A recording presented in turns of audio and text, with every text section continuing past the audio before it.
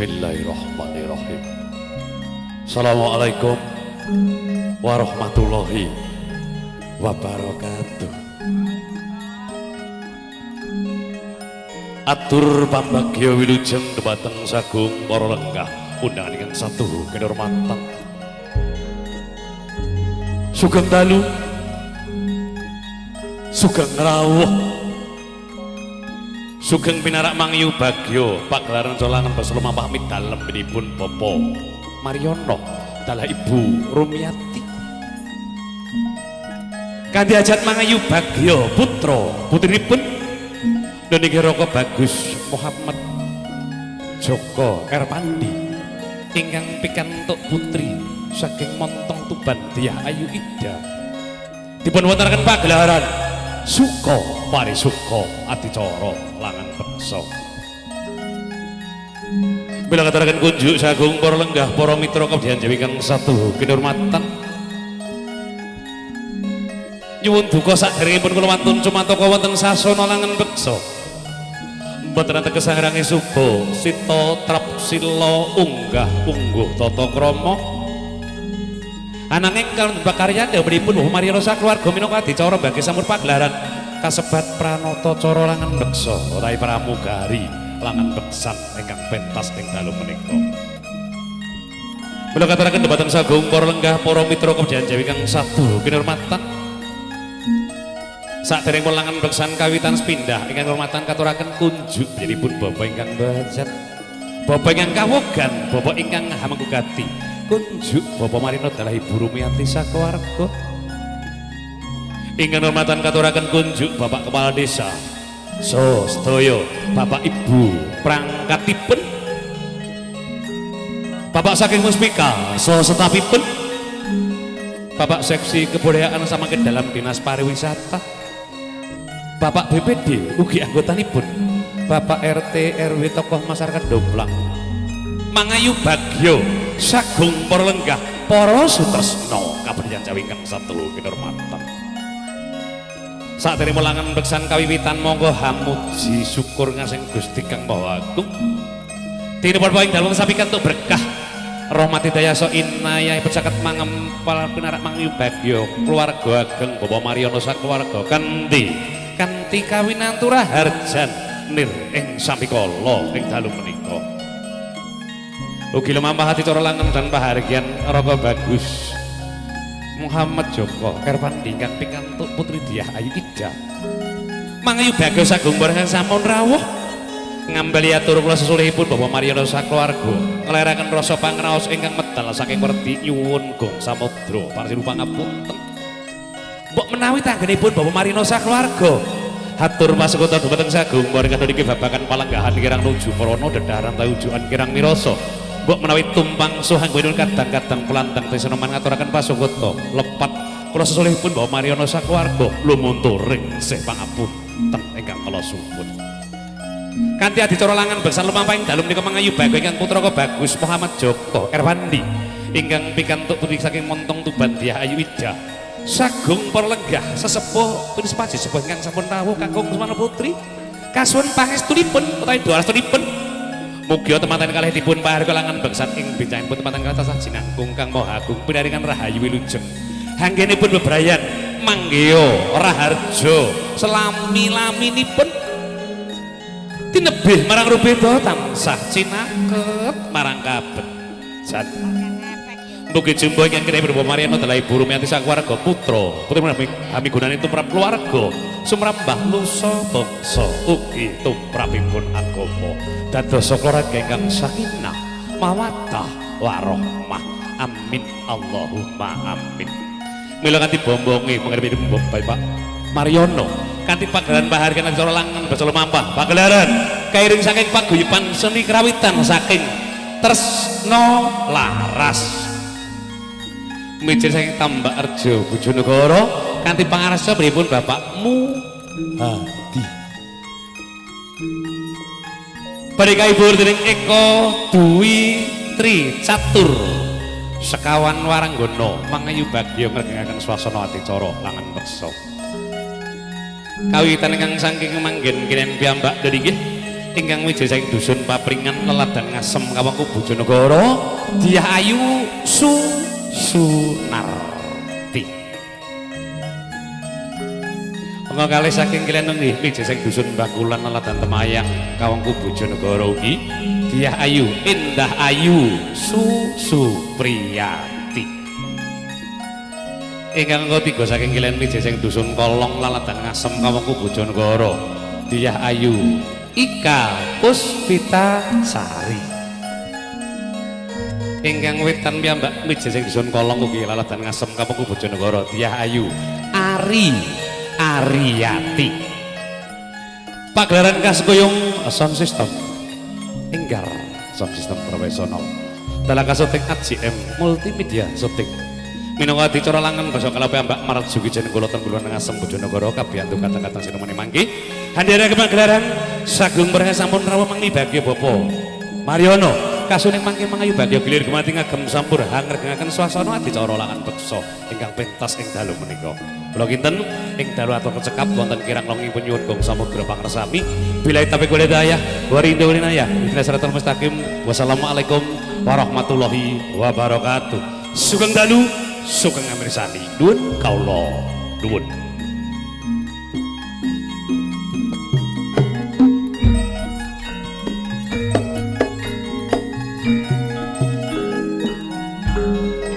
Jadi kita datang sagung warga para mitra ingkang nembe katuraken sugeng rawuh sugeng lenggah ndherekaken pagelaran mamah dicara langan besamanipun Bapak Mariono kaliyan Ibu Rumiati kanthi kemanten pagelaran suka dadi pari suka dicara langan beksa badhe kawitan sadereng pelangan beksan kawitan mangayu bagya lumampah konco pratangga tresna laras hangracik joget gambyong parianom paripun ing panggilan lajeng kang joget Srampat Sekar Sari dados.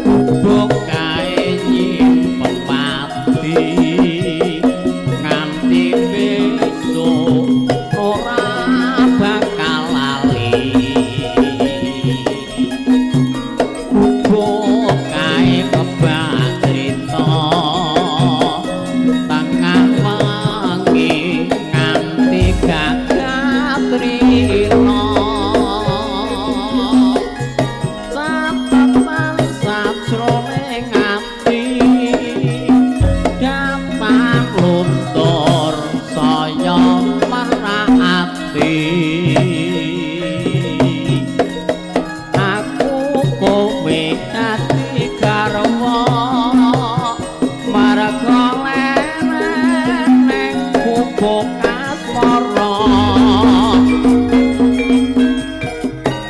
kalamun weruh sliramu batin iki ananing mansaramu rasa tresna kang tak andhem sarwa mikir ati tan bisa jaya kaya ra bisa ngerti saben bengi tansah beda ati nanging aku wedi bloko pungkasane temangan lara tresno nadyan nada yen kadulu nanging saged sajroning atiku ngonku mendem rasa iki wis kinodrat sademing lampahe kula sapa sapa ngenduk nyatan omah atiku wis kapilo sae bunga rasaku lamun bisa ketak-ketan sliramu sapa sing ora kedanan mripate blalak-blalak kawe awe aku gak rasa atiku yen to nyedak kenangan bayumu sayange anake loro wis rondo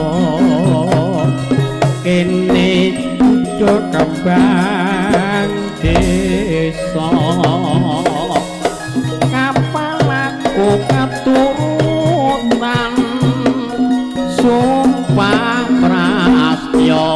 urip bebarengan aku kedanan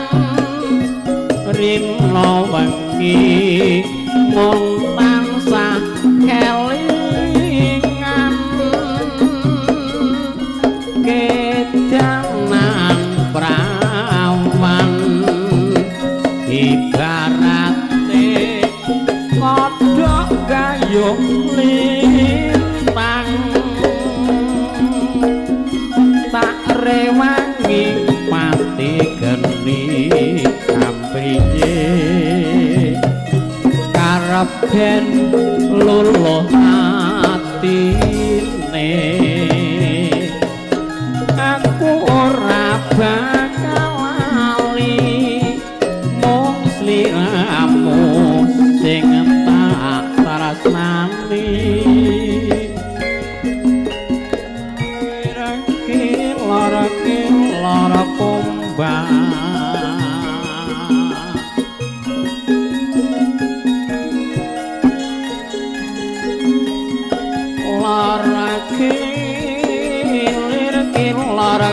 lara kumbang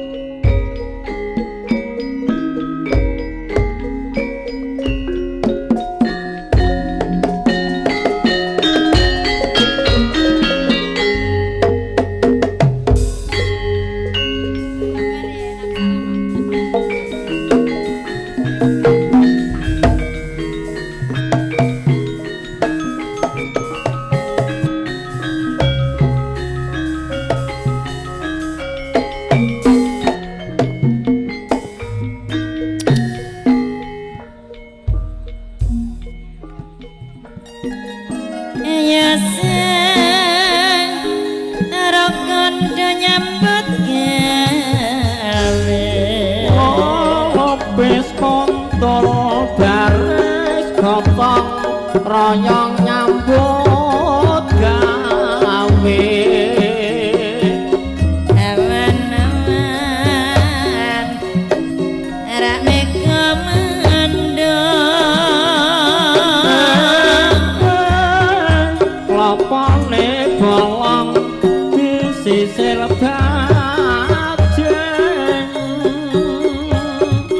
yen trengiling ambas sisi sandang pangan muga seger kuwarasan teganya aku ora tega no kepiye jur kepiye kepiye gak kepiye di eling eling marang kebeciane Moh sikarane sing rukun do nyambut gawe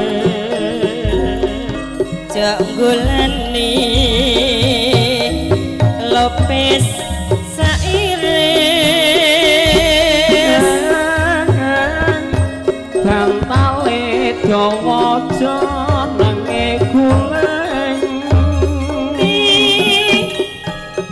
kulenono kacang ijone kaya kang yodi ngapa jembelane wong sing gampang lami kepiye jur kepiye di kepiye jur kepiye bela nono anak lan bojone tansah liwa atiku kayung yung Nagamu saya nambahi pino dasar ayu lencer kuning ora mokal hatiku dadi kumi masama satitik aku wis trima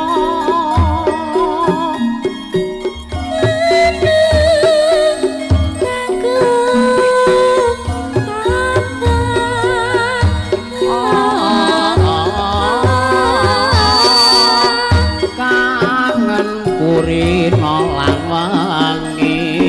Rasane wong tresno ora bisa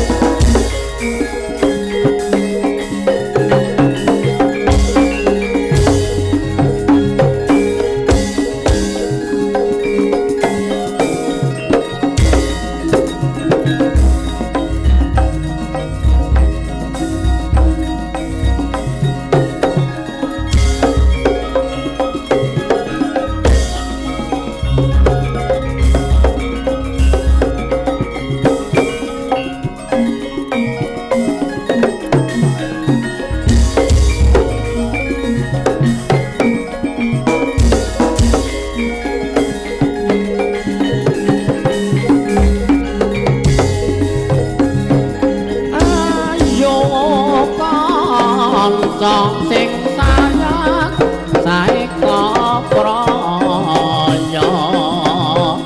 budidaya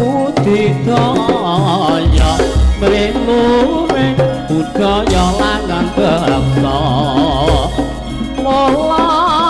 joget tetembang anut wirama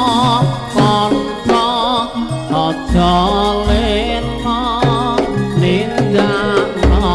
kanthi prasaja.